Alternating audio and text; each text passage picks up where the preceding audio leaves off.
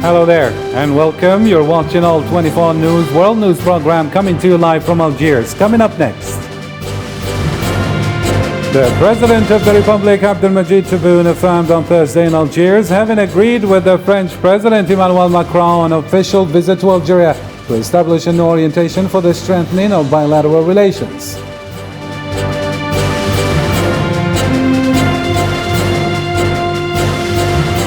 And in our world news, President Volodymyr Zelensky urged the international community to ramp up pressure on Russia to withdraw from the Zaporizhzhia nuclear power plant to avoid global radiation disaster.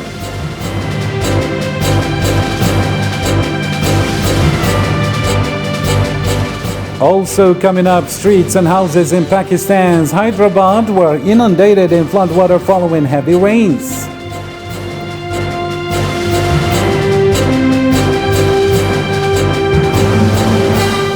And finally, British energy prices will increase by 80% starting in October to an average of £4,188 per year.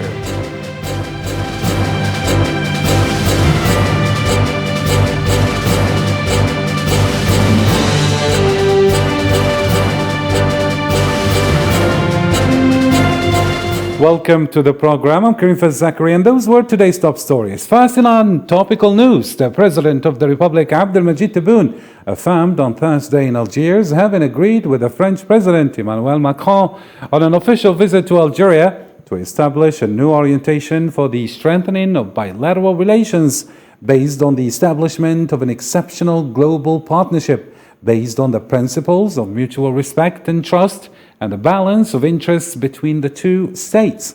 President Tebboune expressed the wish that the visit of the French President to Algeria will open new horizons for relations of partnership and cooperation between the two countries, affirming that the fruitful talks with his French counterpart demonstrate the particularity, the depth and the diversity of the relations which bind our two countries.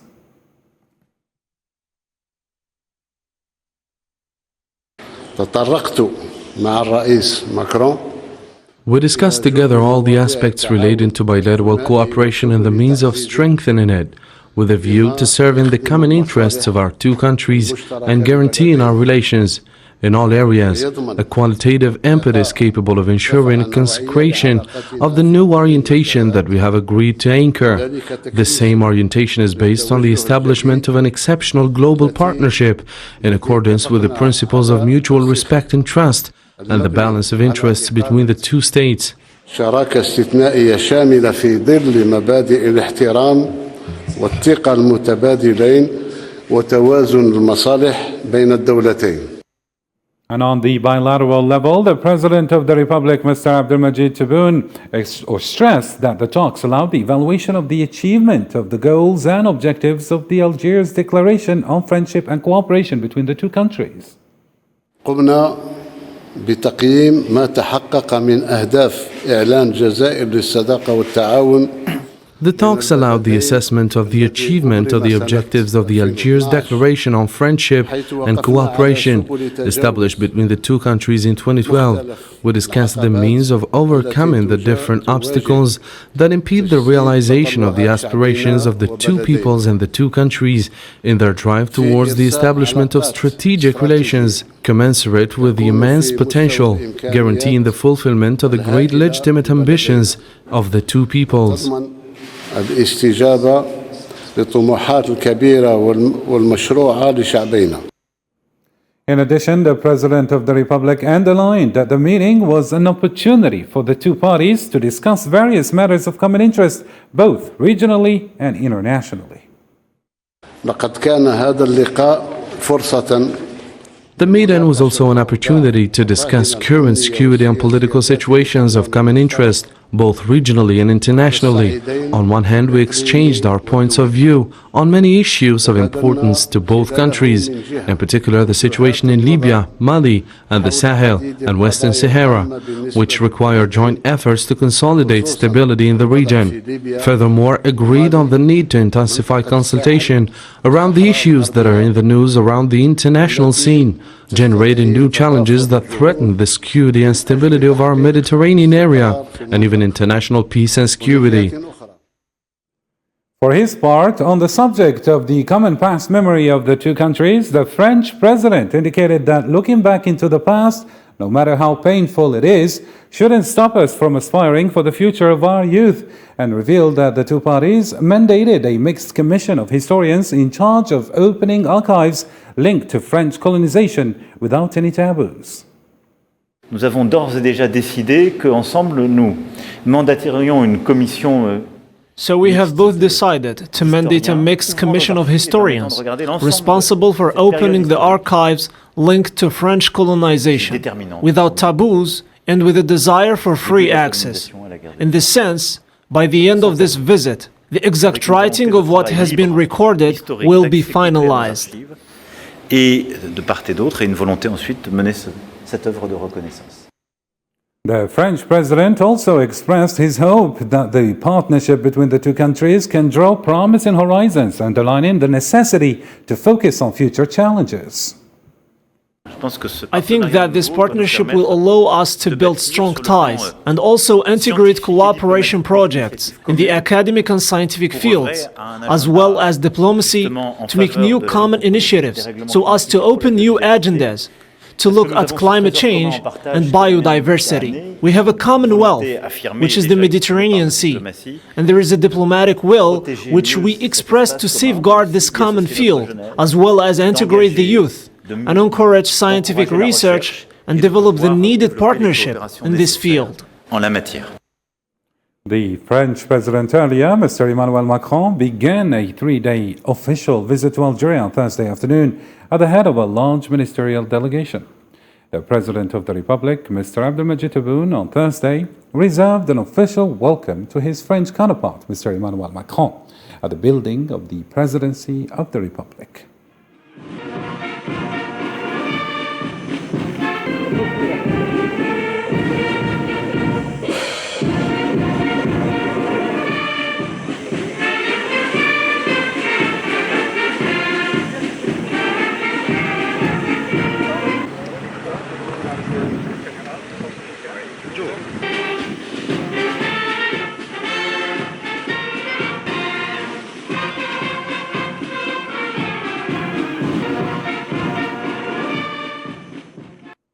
The French President, Mr. Emmanuel Macron, was welcomed upon his arrival at the Houari Boumediene International Airport by President Abdelmajid Tebboune in the presence of senior state officials and members of the government.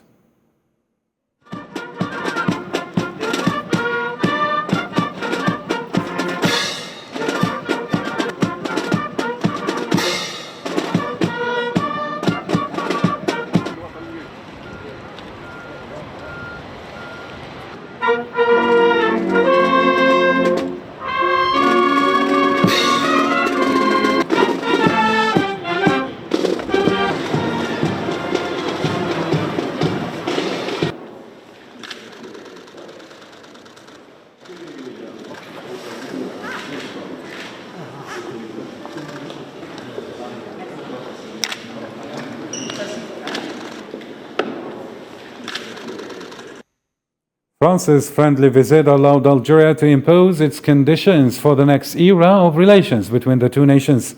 Algeria managed to impose equal to equal ties, especially when it came to solving the memory issue. Osama Ayadi has the story. It is no longer a secret that the regional position and political weight that Algeria has now earned imposed respect and an audible word on the regional and international levels. The nature of Algeria's relations with France are shifting to a different stage, as joint and pending files which are waiting to be decided on link Algeria with France, and these conditions allow Paris to build normal relations with Algeria. France's friendly visit allowed the two countries to set conditions for the next era of relations between the two nations. The meeting was an image of the equal to equal relations, especially when it comes to solving the memory issue, as they mandated a mixed commission to further study and conclude the painful chapter of history between Algeria and France. Although the visit that appears to be scheduled from the northern side, France has not reached a considerable result with regards to the files that Macron is required to tackle, most importantly energy, which brought the Élysée to plan ahead for what warms the next winter regarding the Russian gas crisis, as it showed an unprecedented need of Paris for the Algerian cooperation, mentioning that the global situation has shown how weak the European bloc in general, and France in particular, can be without Africa. Algeria's concerns expand to also include its regional environment, which is characterized by an unstable security situation in which the finger is pointed at Paris for being a prominent player in its instability, with emphasis on the Algerian role as a principal actor to solve this issue. Algeria is expecting the Élysée Palace to review its vision in the region and to stop dealing with the coastal countries as former colonies. The Élysée is now in a situation that if it wanted to characterize its relations with Algiers with a natural description that is dependent on full respect and to link economic relations with mutual benefit, and most importantly, for France to be aware of the diplomatic and political stature that Algeria has earned in its regional and continental surroundings. And to other world news now, President Volodymyr Zelensky urged the international community on Thursday to ramp up pressure on Russia to withdraw from the Zaporizhzhia nuclear power plant to avoid global radiation disaster. The plant was temporarily knocked offline Thursday because of fire damage to a transmission line, causing a blackout across the region and heightening fears of catastrophe in a country still haunted by Chernobyl disaster. Сьогодні вперше в історії зупинилась. Today, for the first time in history, the Zaporizhzhia nuclear power plant stopped and the emergency protection of the power units was activated after Russian shelling damaged the last operating line of the plant's power output to the Ukrainian power system.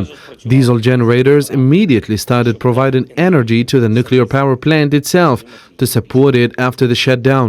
The world must understand what the threat is.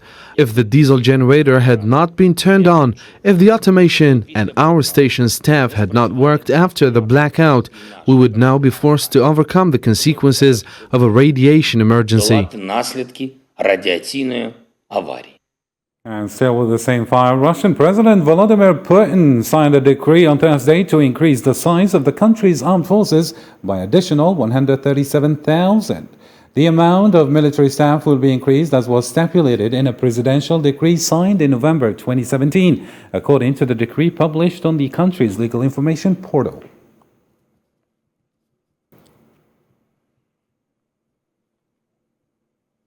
And in a different story, United States Senator Marsha Blackburn told Taiwan leader Tsai Ing-wen on Friday that she vowed to support for Taiwan as an independent nation during a controversial visit to Taipei.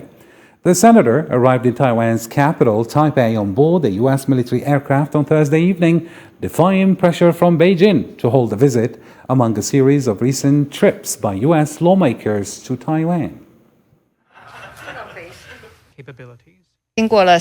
You are so accurate when you mention the shared values that we have, loving freedom, loving democracy.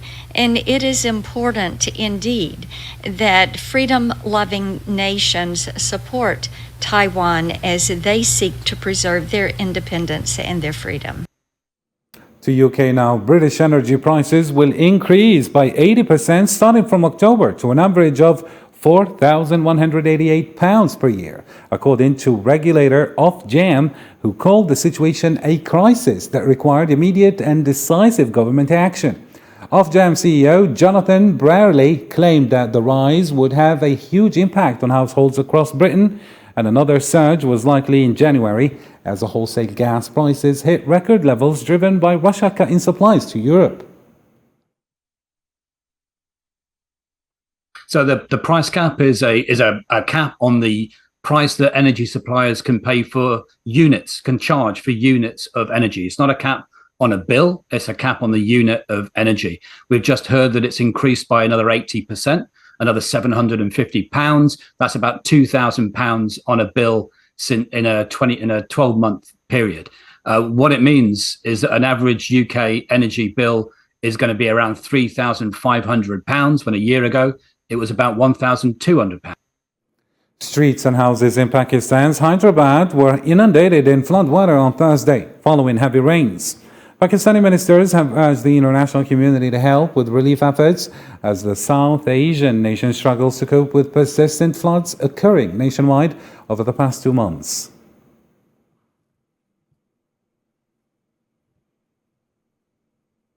Scientists say that parts of the world are lurching from drought to floodings in a summer of extreme weather impact, likely boosted by human-caused climate change. Zara Farjani. A prolonged high-temperature weather with little rain has led to continuous drought in different parts of the world. Nearly two-thirds of European territory is in a state of drought alert or warning due to heat waves and low rainfall, reducing inland shipping, electricity production, and the yields of certain crops.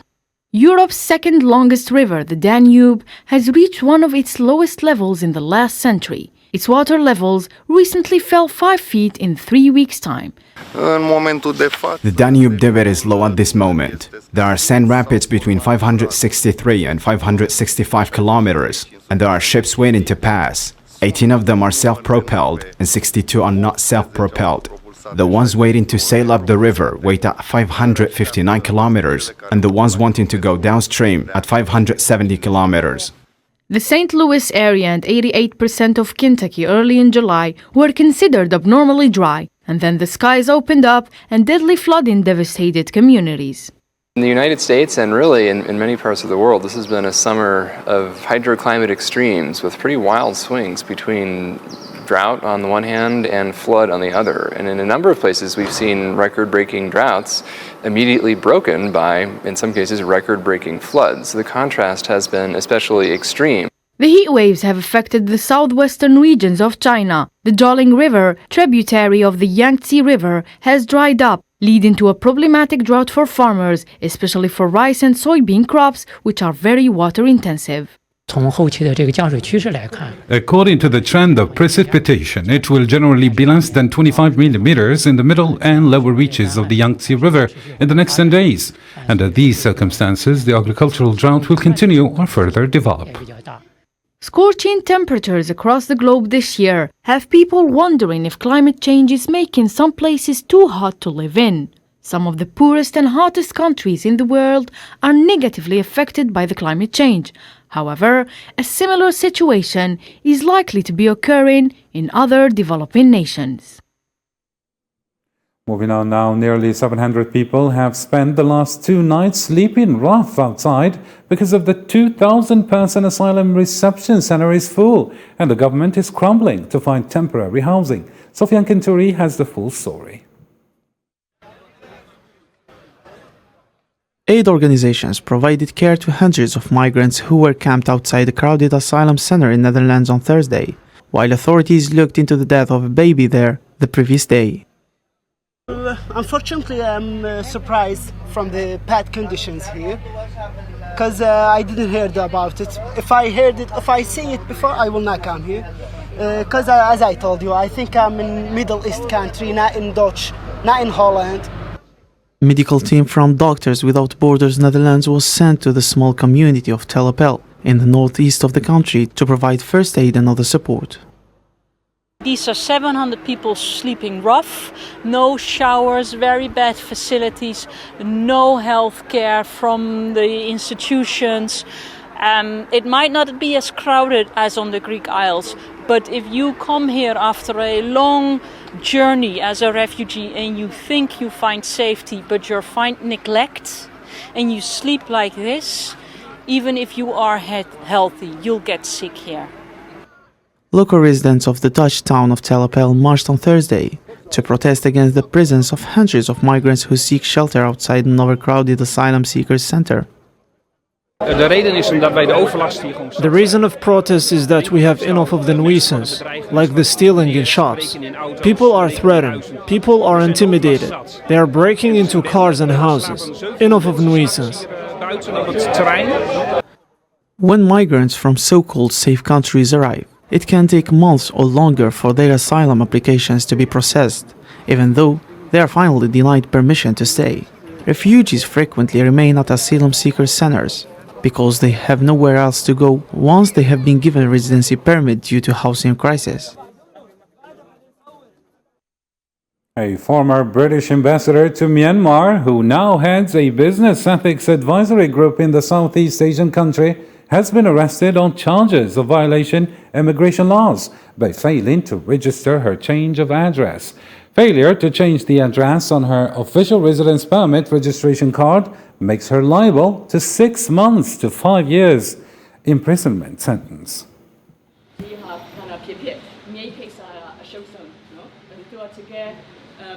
Due diligence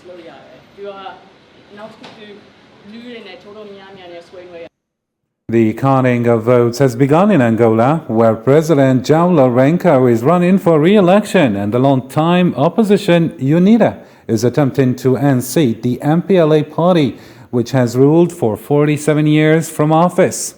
The MPLA party is reportedly in the lead according to preliminary results released by the National Electoral Committee, but a UNITA spokesperson has already disputed those results while speaking at a news conference late that night.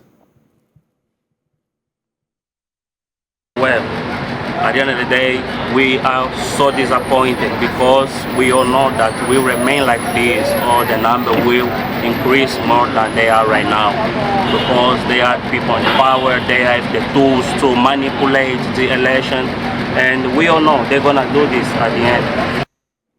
To the United States now, a federal judge on Thursday ordered that a redacted version of the affidavit used to obtain a warrant for former President Donald J. Trump's Florida residence be unsealed by noon on Friday, paving the way for the disclosure of potentially revelatory details about a search with enormous legal and political implications.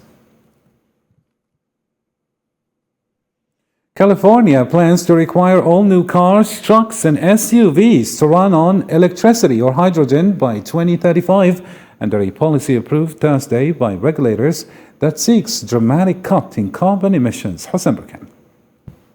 All right, yay! The California Air Resources Board voted Thursday to adopt sweeping regulations to require all new cars sold in the most populous U.S. state to be electric or plug-in hybrid by 2035, a move that will likely speed the end of gas-powered vehicles. With the phasing out of new sales of internal combustion engine vehicles, this could well be the final set of major criteria pollutant emission standards for new light-duty conventional vehicles. The rules, which have been adopted by more than dozens of U.S. states, must still be approved by the U.S. Environmental Protection Agency. The regulations require all new vehicles sold in the state to be either electric or plug-in electric hybrids, but could also have gasoline engines. We will be the first jurisdiction in the world to require all new cars to be sold to be alternative fuel cars. And here's why it's significant. Besides being a game changer in terms of our climate and our energy leadership, it's a game changer in another respect, that the car manufacturers themselves are celebrating and embracing it, including Toyota today, not just Ford and GM. Following the same policy, California is launching an experiment to cover canals with solar panels, or as it's called, solar canals. If scaled up, the plan could save billions of gallons of water in the drought-ravaged state while also powering millions of homes with the renewable energy. First of all, covering canals with solar panels would reduce evaporation, so we could save water. Secondly, it would avoid land use. Thirdly, it could, by shading the canals with solar panels, it would reduce aquatic weed growth.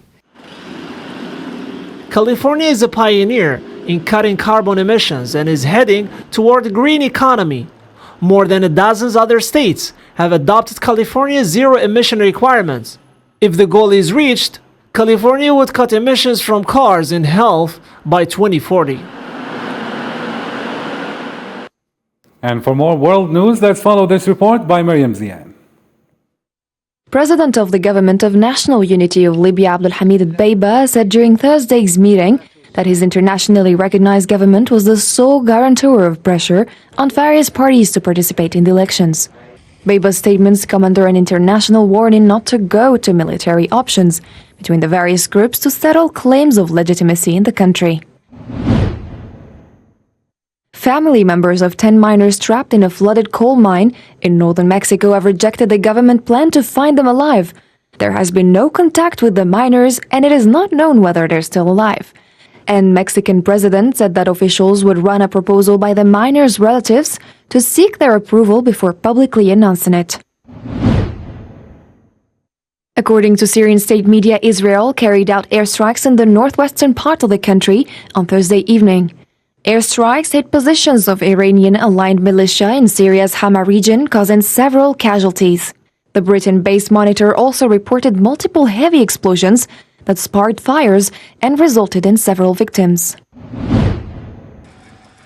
Firefighters are battling forest fires in the mountains of Chongqing municipality in China, while a devastating drought exacerbated by a record heat wave stretches across half of the country.